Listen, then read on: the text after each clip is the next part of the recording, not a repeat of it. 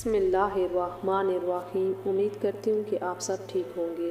آج اسلام کی تاریخ میں سے ایک ایسے جنگجو کا ذکر کیا جائے گا جو پیدائشی جرنیل تھے، جنگی مہارت اور حکمت عملی حسن تدبیر رکھتے تھے، محاذ پر اچانک اور فوری فیصلوں پر قدرت رکھتے تھے، دشمن کی نقل و حرکت اور اس کی نفسیاتی حملوں کو خوب سمجھتے تھے، موقع محل پر اور اس کے حساب سے جواب دینے میں ان کا کوئی ثانی نہیں تھا، اور اس جنگجو کا نام ہے حضرت عمر بن عاص۔ میں اپنی ویڈیو شروع کرنے سے پہلے آپ سے گزارش کروں گی کہ آپ میرے چینل کو سبسکرائب ضرور کیجیے گا۔ حضرت عمر بن عاص کا خاندان بنو سام زمانہ جاہلیت سے معزز چلا آ رہا تھا۔ قریش کے سیاسی نظام میں اور مقدموں کا عہدہ اسی خاندان کے پاس تھا۔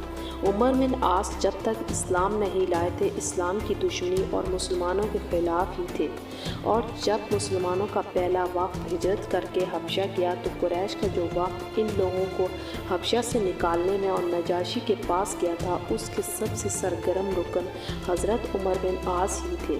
حضرت عمر بن عاص اگرچہ اسلام اور پیغمبروں کے خلاف تھے اور سخت ترین دشمن تھے، لیکن غزوہ خندق کے بعد وہ اسلام سے متاثر ہونے لگے۔ وہ اکثر دنیا اور اس کے انجام اور اسلامی تعلیمات پر غور کرنے لگے تھے۔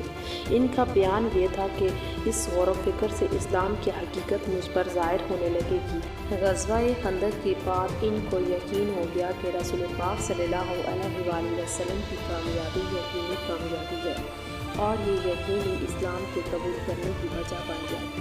مکہ فتح ہوا اور اس کے فوراً بعد رسول پاک صلی اللہ علیہ وآلہ وسلم نے اس میں موجود تمام تر بتوں کو گرانے کا حکم دے دیا، اور اس کے لیے اصحابہ کرام میں سے حضرت خالد بن ولید، حضرت اسد بن سعد اور حضرت عمر بن عاص کو یہ ذمہ داری سونپ دی۔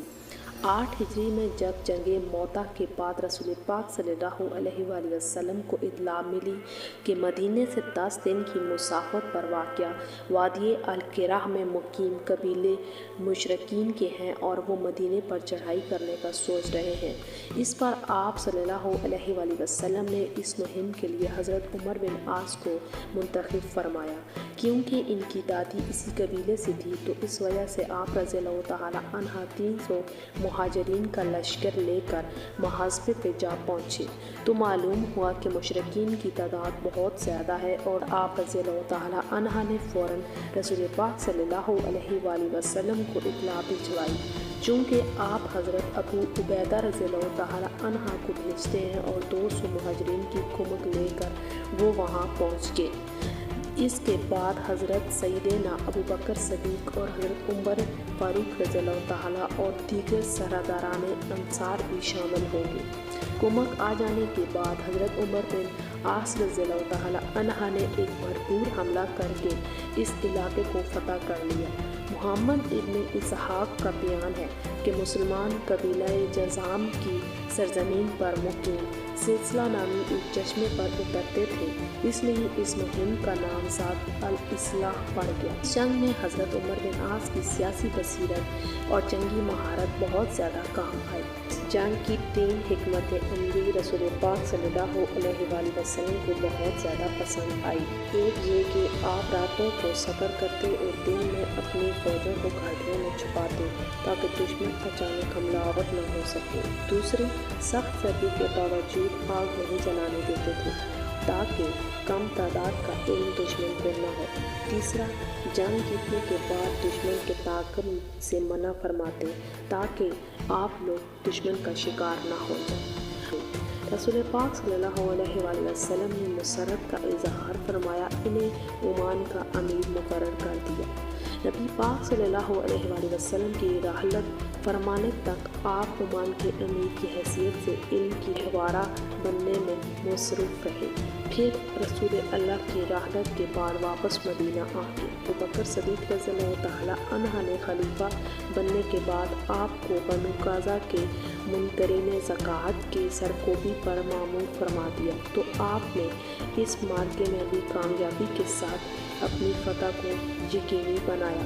مدینہ تشریف لے آئے اور حضرت ابو بکر صدیق نے انہیں دوبارہ عمان کا حکم نامہ دے کر واپس بھیج دیا۔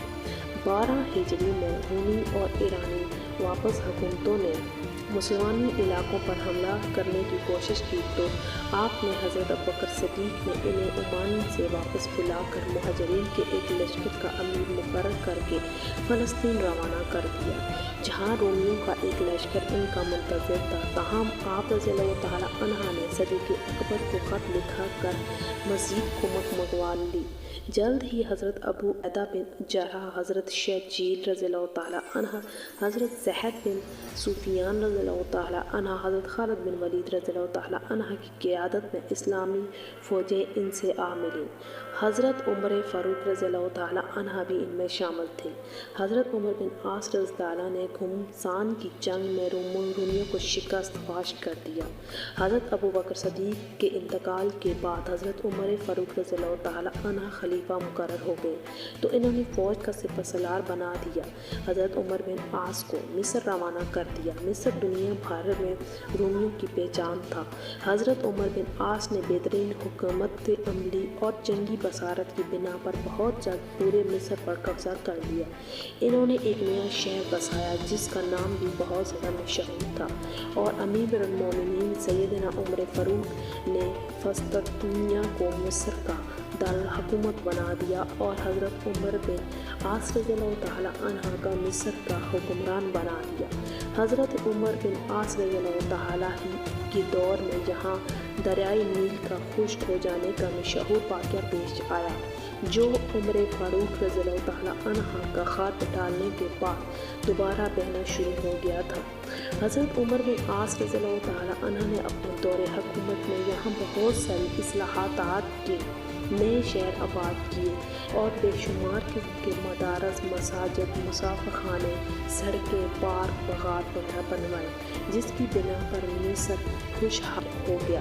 مصر کے حکمران کی حیثیت سے حضرت عمر بن عاص رضی اللہ تعالیٰ عنہ نے شہر قسطنطنیہ کے قریب دریائے نیل سے بحر قلزم تک 69 میل لمبی ایک نہر بنوا دی اور نہر کا نام رکھا نہر امیر المومنین تعمیر کروائی، اور سید فاروق رضی اللہ تعالیٰ عنہ کی شہادت کے بعد حضرت عثمان غنی خلیفہ بنے تو انہوں نے حضرت عاص رضی اللہ تعالیٰ عنہ کو بدستور مصر کے حکمران کی حیثیت سے برقرار رکھا، بلکہ انہیں دفاع اور خزانے کی حکمت میں بھی اور ملا لیا۔